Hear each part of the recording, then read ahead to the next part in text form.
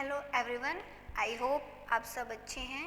तो आज हम करने वाले हैं हमारा नेक्स्ट लेक्चर। पिछले लेक्चर में हमने किया था जो इंग्लिश बेसिक, जहाँ से स्टार्ट होती है, यानी कि हम नीचे का लेवल उठा के धीरे धीरे से बढ़ते रहेंगे। तो फर्स्ट लेक्चर के अंदर मैंने बताया था कि जो वर्ब्स का चैप्टर है और जो इंग्लिश है वो हमारे लिए कितनी इम्पोर्टेंट है। तो हम साथ साथ में इंग्लिश का ग्रामर करते चलेंगे, साथ साथ में हम थोड़ा थोड़ा वो कैब का भी करते रहेंगे। वो कैब में हमारा क्या क्या आता है, मेनली वो कैब में हमारा कई बार क्या होता है, कंप्रीहेंशन के अंदर हमें क्या पूछ लिया जाता है, मतलब कोई वोकैब दे देगा, कोई प्रीपोजिशन का वर्ड दे देगा, या फिर कई बार हमारा क्या होता है, जो एग्ज़ाम्स होते हैं एसएससी वगैरह का एग्ज़ाम है, जैसे हरियाणा एसएससी है, इसका एग्ज़ाम है, पुलिस का एग्ज़ाम है, जितने भी एग्ज़ाम है उसमें क्या करते हैं कि बीच में इडियम एंड फ्रेज भरवा लेते हैं हमारे, मतलब फिल्म ब्लैंक्स में, या फिर हमारा idioms and phrases. Idiom and phrases समझते हो ना क्या होते हैं, हम पढ़ते थे जैसे हिंदी में मुहावरे और लोकोक्तियाँ वगैरह, वही हमारे इडियम्स एंड फ्रेजेस होते हैं। तो ये भी हमारे वोकैब के सेक्शन में ही आ जाते हैं। हमारे जो एसएससी के एग्ज़ाम्स हैं, बाकी जो एग्ज़ाम्स हैं, लगभग हर एग्ज़ाम्स में हमारे ये पूछे जाते हैं। तो आज हम जो करेंगे वो इम्पोर्टेंट करेंगे, मतलब जो प्रीवियस एग्ज़ाम्स में अब तक के आए हैं वो सब आज हम डिस्कस करेंगे, ठीक है। तो हम क्या करेंगे कि हमारे एग्ज़ाम्स के लिए हमारा साथ साथ क्या है, मान लिया हमने रीडिंग कर ली, रीडिंग हमारी प्रॉपरली होगी, लेकिन जब तक हम उसकी प्रैक्टिस नहीं करेंगे तो हमारा इम्प्रूवमेंट नहीं होगा। मतलब पेपर के अंदर जाएंगे हम और लिखेंगे, हमारे क्वेश्चन ही नहीं पूरे होंगे। मान लिया 100 का पेपर है तो हमारे 70 अटैम्प्ट हो जाएंगे या फिर 60 अटैम्प्ट हो जाएंगे, ज़्यादा अटैम्प्ट हमारे हो ही नहीं पाएंगे। फिर हम सोचते हैं यार हम इतना पढ़े फिर भी हमारा एग्ज़ाम क्लियर नहीं हो रहा है, या फिर हम इतने साल से लगे हुए हैं। तो वो यही रीज़न है कि पहले बोलते थे कि practice makes a man perfect, but आजकल क्या है कि practice makes a man perfect, यानी कि ऐसे नहीं है लगातार ऐसे लगे हुए पेपर का पैटर्न क्या है ये हमें पता ही नहीं है। तो अगर पेपर का पैटर्न जानना है तो उसके लिए हमें क्या करना होगा कि जितने भी हमारे प्रीवियस ईयर्स क्वेश्चंस हैं वो हमें लगाने होंगे। तो सबसे पहले अगर हम किसी भी एग्ज़ाम्स की तैयारी कर रहे हैं तो पहले उसका क्या देखो, पैटर्न देखो। पैटर्न में हमें क्या फॉलो करना है कि पैटर्न में वो हमें दे क्या रहा है और एग्जामिनर हमसे पूछ क्या रहा है। जो रीडिंग वाली कैपेसिटी होती है, मतलब जो पढ़ा लिखा है वो सब बच्चों का आता है, लेकिन वो ऐसा क्या चाहता है कि वो जो आपके अंदर सबसे हटके हो, जिससे वो आपको जॉब दे, ठीक है ना। तो हमें उस दिन वही एक्सप्रेस करना है। तो साथ साथ प्रैक्टिस करते रहिए, हम क्वेश्चंस भी करेंगे, बीच बीच में अगर टाइम मिलेगा तो हम क्या करेंगे, हम बॉक्स भी लगाएंगे, ठीक है। साथ साथ में आगे आगे पिछले लेक्चर में हमने ग्रामर का पोर्शन किया था, आज हम वोकैब का पोर्शन करेंगे, आगे किसी दिन हम कॉम्प्रिहेंशन का भी कर लेंगे। ऐसे धीरे धीरे हम सब चीज़ों को करते जाएंगे और एकदम से हमारा सारा इंग्लिश का पोर्शन तैयार हो जाएगा। तो आज करते हैं हम पहले इडियम्स एंड फ्रेजेस, ठीक है। इडियम एंड फ्रेजेस में सबसे पहला हमारा आता है जो इम्पोर्टेंट है,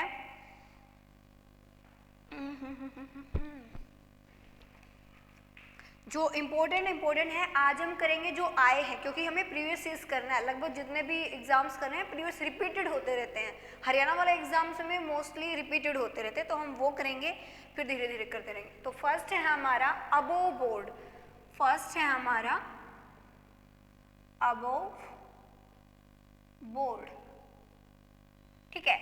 जैसा कि इसके नाम से पता चल रहा है कि अबोव बोर्ड यानी कि बोर्ड, बोर्ड का मतलब क्या है, ये वाला बोर्ड नहीं है, या फिर हरियाणा एसएससी वगैरह, मतलब जो भी होता है हरियाणा का जो स्कूल वाला बोर्ड होता है ये वो भी बोर्ड नहीं होता है। इस अबोव बोर्ड का मतलब क्या होता है कि ऐसा इंसान जो एक लेवल से ऊपर है, यानी कि एक ऐसा इंसान जो हमेशा स्ट्रेट फॉरवर्ड है और ऑनेस्ट है। मतलब क्या बोलते हैं, कोई इंसान है वो अबोव बोर्ड है, यानी कि सबसे ऊपर है, और सबसे ऊपर इंसान वो नहीं होता जो मतलब ऑनेस्ट नहीं होता, पक्षपात करता है। हम किसको मानते हैं, हम बोलते हैं ना कि जज है वो सबसे अबोव द बोर्ड है, यानी कि ऑनेस्ट और स्ट्रेट फॉरवर्ड। इसको क्या लिखेंगे, ऑनेस्ट। ये ऑनेस्ट होता है कि ऑनेस्ट होता है, honest, honest and straight forward, straight forward, यानी कि ऐसा इंसान जो मतलब सच्चाई को सीधे बोल देता है, यानी कि ईमानदार है, स्ट्रेट फॉरवर्ड है, यानी कि जो कहना सबके मुंह पे कहता है, पक्षपात नहीं करता है, ठीक है। ज्यूरी हमारी जितनी भी होती है वो। सेकंड आता हमारा Adam's ale. Adam's ale, Adam's ale का मतलब क्या हो जाएगा, हम अगर इसको प्रोनाउंस करें तो हमारे, अगर हम उच्चारण करें जैसे हमारा हिंदी का होता है या हरियाणवी उच्चारण करें तो हमें कैसे दिख रहा है ये, आदम्स एली, ठीक है। आदम का मतलब हम क्या पढ़ते हैं ना, कि बोलते हैं ना कि आदम का जमाने की चीज़ है ये, आदम के ज़माने की घड़ी है ये, आदम के ज़माने का ट्रेंड है ये। तो आदम को मतलब क्या, बहुत पुराना चीज़, ठीक है ना, बहुत पुराना। और हमारे यूनिवर्स के अंदर सबसे पुरानी चीज़ क्या है, वाटर, यानी कि पानी। तो एडम्स एली का मतलब होता है प्योर वाटर। क्या हो जाएगा, प्योर वाटर, यानी कि जो पानी है हमारा, बोलते हैं कि जो बोतल है इसकी एक्सपायरी डेट इतनी होती है, मतलब पानी की बिस्लरी की बोतल ले ली तो जो उस पर एक्सपायरी डेट होती है वो डेट होती है उस बोतल की, ना कि वाटर की, ठीक है। पानी कभी भी मतलब क्या होता है, पुराना नहीं होता, क्योंकि हम जो पानी यूज़ कर रहे हैं वो आज से नहीं है, आज नहीं बना है, वो क्या है, आदम्स एली है, मतलब पूरे पुराने ज़माने का है, और वो क्या है, प्योर वाटर। तो एडम्स एली क्या हो जाएगा, प्योर वाटर। नेक्स्ट है add a new feather। New feather, add का मतलब हो जाएगा जोड़ना। add a new feather in one's cap, ठीक है। अगर हम इसकी हिंदी करें क्या हो जाएगा कि फैदर का मतलब एक होता है पंख, जो किसी पंछी के होते हैं, इन वंस कैप, किसी की क्या, पंछी की, मतलब अगर हम हिंदी करें क्या हो जाएगा कि किसी की जो भी हैं पंखे वगैरह हैं उसके अंदर कैप लगी हुई है, और उसके अंदर मतलब कैप के अंदर एक फैदर ऐड कर दिया जाता है, ये नहीं है। लेकिन क्या होता है कि जितने भी हमारे ब्रिटिश आर्मी है या फिर जो भी होता है, उसका जब रैंक प्रमोशन होता है ना, जो ब्रिटिश साइड में, वहाँ पे क्या होता है कि उसकी जो कैप होती है ना, कैप के अंदर स्टार लगने स्टार्ट हो जाते हैं। फैदर का मतलब ये, हमारे यहाँ बोलते हैं ना कि जैसे पुलिस है, जब आप लग जाओगे और बोलते हैं कि जितना हम जो सोचते हैं हमारे साथ पॉजिटिव, तो हमारे साथ पॉजिटिव होना भी स्टार्ट हो जाता है। तो अपने आप को सभी यही समझे कि हम हरियाणा पुलिस में लग चुके हैं या फिर हम लगने वाले हैं, तो अपनी पर्सनालिटी को ऐसे ही डेवलप कीजिए, क्योंकि बोलते जितना हम जिस चीज़ के बारे में लगातार सोचते जाते हैं, उस चीज़ में लगातार हम अपना योगदान देते रहते, तो ऑटोमेटिकली वो चीज़ हमें मिल ही जाती है, चाहे लेट मिले।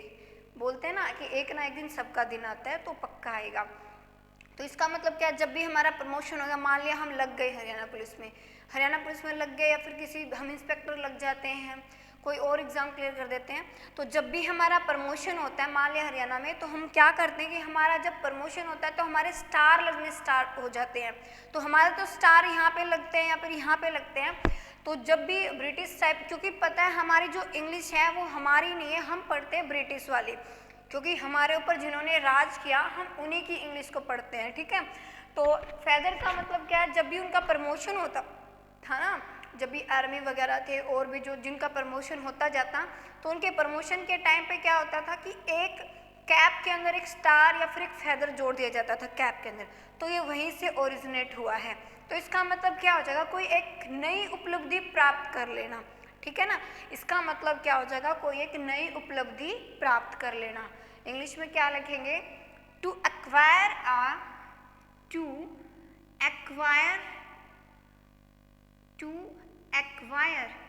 न्यू, मैं दोबारा लिखती हूँ, to acquire a new honour, कोई नया सम्मान प्राप्त करना या फिर किसी का प्रमोशन हो जाना, ठीक है। नेक्स्ट लिखेंगे an old head and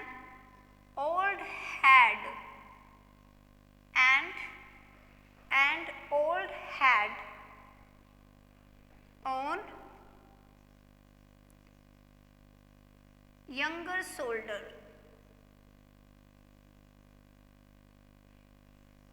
an old head on younger या फिर young shoulder लिख सकते हो, on यंग शोल्डर्स यानी कि क्या है, इसका मतलब समझेंगे कि हेड मतलब पुराना है और शोल्डर उसके नए हैं। इसका मतलब क्या हो जाएगा, मतलब कोई ऐसा इंसान जिसकी उम्र कम है लेकिन दिमाग बड़े वाला होता है। यानी बोलते हैं ना, हम छोटे से बच्चे होते हैं कि देखो कितनी छोटी सी उम्र है और बातें कितनी बड़ी बड़ी कर रहा है। उसका मतलब क्या हो जाता है कि N old head on young shoulder, यानी कि कोई उम्र कम हो और एक्सपीरियंस ज़्यादा हो, या फिर किसी की उम्र कम हो और वो बातें बहुत बड़ी बड़ी वाली करता है, तो उसको क्या बोलेंगे, an old head on young shoulder. क्या हो जाएगा, to be matured, to be more matured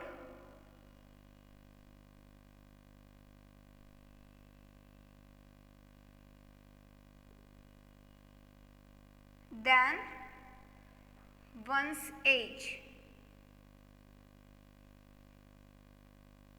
to be more mature than one's age, या फिर इसकी जगह हम क्या यूज कर सकते हैं, one's own age, यानी कि ज़्यादा मेच्योर है, ज़्यादा एक्सपीरियंस है जितनी उसकी उम्र है। मान लिया उम्र 2 साल की और बातें 4 साल के बच्चों जैसी करते हैं, उसको बोलेंगे an old head on young shoulder. ये सारे वही इडियम्स हैं जो एग्जाम्स में अब तक आए हैं। नेक्स्ट हो जाएगा at a stone throw, at a stone throw, क्या हो जाएगा, एट अ स्टोन्स थ्रो, यानी कि स्टोन यानी पत्थर को फेंकने जितना डिस्टेंस। हम बोलते हैं ना कि तुम्हारा गांव या फिर तुम्हारा डिस्ट्रिक्ट इतनी दूर है कि मैं एक पत्थर फेंकूंगा तो तुम्हारे गांव में जाके मिलेगा, हम बोलते हैं ना पुरानी कहावतें। तो इसका मतलब वही है कि बहुत कम डिस्टेंस हो, बहुत नज़दीक, जो उसको क्या बोलेंगे, एट अ स्टोन थ्रो, बहुत ही नज़दीक। क्या हो जाएगा इसका मतलब, at a little distance, at a little distance. हम आगे डील करेंगे कि आ लिटिल, दा लिटिल और लिटिल में क्या डिफरेंस होता है, कहाँ पे ए लिटिल लगेगा, कहाँ पे दा लिटिल लगेगा और कहाँ पे लिटिल लगेगा। ठीक है, आगे हम डिस्कस करेंगे।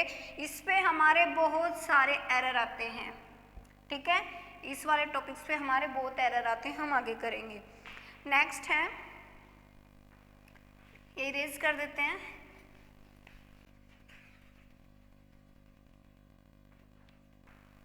सिक्स है हमारा एट सी, यानी कि कोई इंसान है वो समुंदर के ऊपर बैठा है, यानी कि जब हम बहुत परेशान होते हैं, किसी की मतलब ऐसी सिचुएशन जो हमें बहुत कंफ्यूज कर रही है, हमें पता नहीं हम क्या करें, तो हम क्या करते हैं, किसी ऐसी जगह जाते हैं कि जहाँ पे कोई डिस्टर्ब करने वाला ना हो, मतलब कि समुंदर पे के पास बैठे हम और बहुत सोच रहे कि हम क्या करें क्या करें, तो उसका मतलब क्या हो जाएगा, एट सी, यानी कि वेरी कंफ्यूज्ड या फिर इन ए कंफ्यूज्ड, इन ए कंफ्यूज्ड सिचुएशन या फिर कंफ्यूज्ड, यानी कि जिसको नहीं पता है कि अब क्या करना चाहिए, वो क्या हो जाएगा, एट सी। नंबर 7, यहाँ तक समझ में आ गए सारे। नंबर 7 है बैड एग। नाम से ही पता चल रहा है कि बैड का मतलब बुरा, मतलब खराब, यानी कि एग अंडा, यानी कि कोई अंडा है वो बहुत खराब है। इसका मतलब क्या हो जाएगा, वो बिल्कुल काम का नहीं है। अंडा जब खराब हो जाता है तो हमारे यूज़ का नहीं होता ना, तो मतलब इसका क्या हो जाएगा, ए वर्थलेस पर्सन, यानी जो किसी काम का ना हो। हम बोलते हैं ना, कोई घर में हमारे बहन भाई काम नहीं करता है तो हम उसको बोलते हैं तो किसी काम का नहीं है, तो आज से उसको क्या बोलना स्टार्ट करोगे, bad egg, you are a bad egg, तुम किसी काम के नहीं, है ना। तो घर में ऐसा नहीं करना है, कर सकते हो, घर वाले सोचेंगे कि वाह हमारे बेटा भी पढ़ने लग गया है। तो इसका मतलब क्या हो जाएगा, अ वर्थलेस पर्सन, जो किसी काम का ना हो, उसको क्या बोलेंगे, बैड एग। नेक्स्ट है be in the driving seat, be in the driving seat, यानी कि कोई इंसान क्या है, ड्राइविंग सीट पे बैठा है। इसका मतलब क्या है, उसके ऊपर बहुत सारी जिम्मेवारियां हैं। जब हम ड्राइव करते हैं, जो ड्राइवर होता है उसके ऊपर जो पीछे बैठे उन सभी की रिस्पॉन्सिबिलिटी होती है ना, तो इसका मतलब यही है be in the driving seat, यानी कि ऐसा इंसान जिसके ऊपर बहुत सारी रिस्पॉन्सिबिलिटी हो, या फिर to take the whole responsibility, whole responsibility, पूरी जिम्मेवारी लेना। ठीक है, समझ में आ जाएगा। ड्राइविंग सीट पे बैठा है, उसके ऊपर सबकी जिम्मेवारी है। नेक्स्ट है हमारा ब्रिंग होम, किसी को घर लेके आना, यानी कि ब्रिंग होम यानी कि घर लेके आते, हम बोलते हैं ना कि तुम घर आना, तुम्हें हम वहाँ समझाएंगे। ठीक है ना, सब बोलते हैं ना, तुम वहाँ मिलना, घर आना, यानी किसी को समझाना। मतलब क्या हो जाएगा, टू एक्सप्लेन, क्या हो जाएगा, टू एक्सप्लेन, समझाना। नेक्स्ट है हमारा 10, call a spade a spade, call a spade a spade, यानी कि जो स्पष्ट है उसको कहना, जैसे को मतलब जो भी दिख रहा है उसको सीधा कह देना। यानी कि मान लो कोई हमारा फ्रेंड है, बोल देना कि ये क्या है, कॉल ए स्पेड स्पेड करता है, मतलब जो जैसा है उसको वैसा बोल देता है, मुंह पे बोल देते हैं। कुछ लोग होते हैं क्या करते हैं, बैक बिचिंग करते हैं, पीछे से बातें करते हैं। लेकिन कुछ इंसान क्या होते हैं जो बहुत ही मतलब क्या है, बोल देते हैं, मतलब जो भी दिल में आता है, जो बुरा है बुरा है, जो अच्छा है अच्छा है। वो क्या है, call a spade a spade, यानी कि क्या हो जाता है, वो इंसान बहुत ही क्या है, फ्रैंक है, to be a frank, to be frank. हो गया, यहाँ तक किसी को डाउट है तो बताइए। हमने यहाँ तक 10 इडियम्स कर लिए हैं।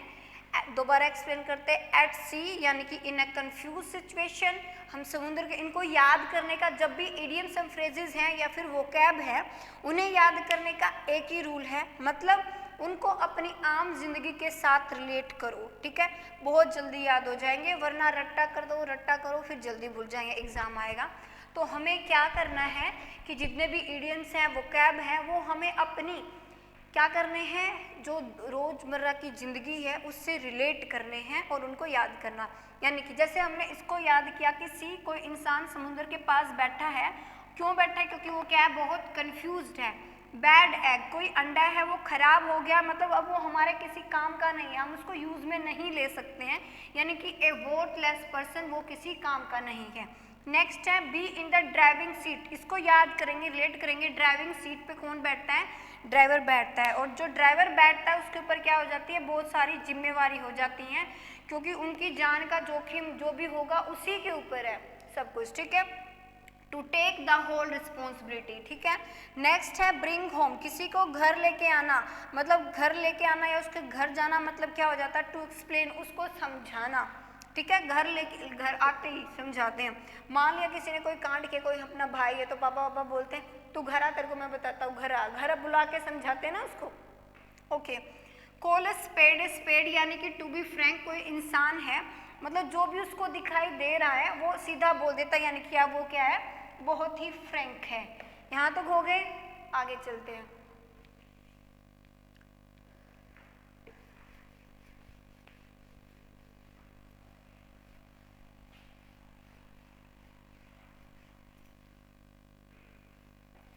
नेक्स्ट है हमारा कैपिटल पनिशमेंट। नेक्स्ट है हमारा कैपिटल पनिशमेंट। कैपिटल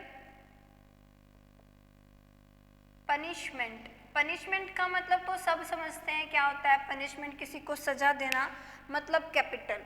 ठीक है, कैपिटल का मतलब ये नहीं कि किसी को दिल्ली ले जाके उसको सजा दी जा रही है, इसका मतलब है कि किसी इंसान को, मतलब पुराने ज़माने में क्या होता था, जब अंग्रेज वगैरह थे, बहुत क्रूर शासन करते थे, तो उस टाइम ये वर्ड बहुत यूज़ होता था, कैपिटल पनिशमेंट, यानी कि किसी को मार देना, टू डाई, मतलब किसी को कैपिटल पनिशमेंट सुना दी तो इसका मतलब क्या, उसको मौत की सज़ा हो गई। ठीक है, तो कैपिटल पनिशमेंट यानी कि कैपिटल के सामने उसको सज़ा देना, टांग देना। हमने सुना है ना, एक मूवी है हमारी, शायद सनी देओल की है, तो उसमें क्या होता है, बीच चौराहे पे मार डालते हैं, तो वो क्या होती है, हमारी कैपिटल पनिशमेंट, यानी कि टू डाई। ठीक है, मान लिया जज ने किसी को सजा सुनाई, तो उसमें क्या बोलते हैं हम कि उसको क्या सुना दिए, कैपिटल पनिशमेंट। ठीक है, यानी कि डेथ पेनल्टी, क्या हो जाएगा, डेथ पेनल्टी। ठीक है, यानी कि किसी को मौत की सजा सुना देना। नेक्स्ट है हमारा कैरेट एंड स्टिक पॉलिसी। क्या हो जाएगा हमारा कैरेट एंड स्टिक पॉलिसी। इसका मतलब क्या है भाई, अगर इसका हम शब्द से देखें, कैरेट मतलब गाजर, स्टिक मतलब डंडा, मतलब गाजर भी दी जा रही है उसको, और साथ साथ में उसको क्या दिया जा रहा है, स्टिक भी किया जा रहा है, यानी कि उसको पनिशमेंट भी दी जा रही है। मतलब क्या है, किसी को साथ साथ हम कोई रिवार्ड दे रहे हैं और साथ साथ उसको पनिशमेंट भी दे रहे हैं। मतलब अगर हम टीचिंग में समझें तो हमारे टीचर क्या करते थे, हमें अगर हम अच्छी परफॉर्मेंस करते थे तो हमें अच्छा इनाम भी मिलता था, हमें मतलब प्रेज भी मिलती थी, हमें प्रशंसा भी मिलती थी, और अगर हम अच्छा नहीं करते तो हमें स्टिक मतलब डंडे भी लगते थे हमारे। मतलब इसका मतलब क्या, एक तरीके से हम कैसे एग्जाम्पल ले सकते हैं कि जो मटका कुम्हार सुना है, सबको बोलते हैं, ये बहुत कहावत है, प्रसिद्ध भी है, कि क्या करते हैं वो साथ साथ तो उसको हाथ लगाते हैं, अंदर से सहलाते हैं और बाहर से उसको पीटते भी हैं। ठीक है, इससे रिलेट कर सकते हैं। लेकिन इसका मतलब क्या है, किसी को कैरेट मतलब गाजर खाने की चीज़ मतलब अच्छी प्रशंसा, और स्टिक मतलब साथ साथ उसको प्रेज किया जा रहा है और साथ साथ उसको क्या दिया जा रहा है, पनिशमेंट भी दी जा रही है। मतलब रिवार्ड भी दिया जा रहा है और पनिशमेंट भी दिया जा रहा है, यानी कि रिवार्ड एंड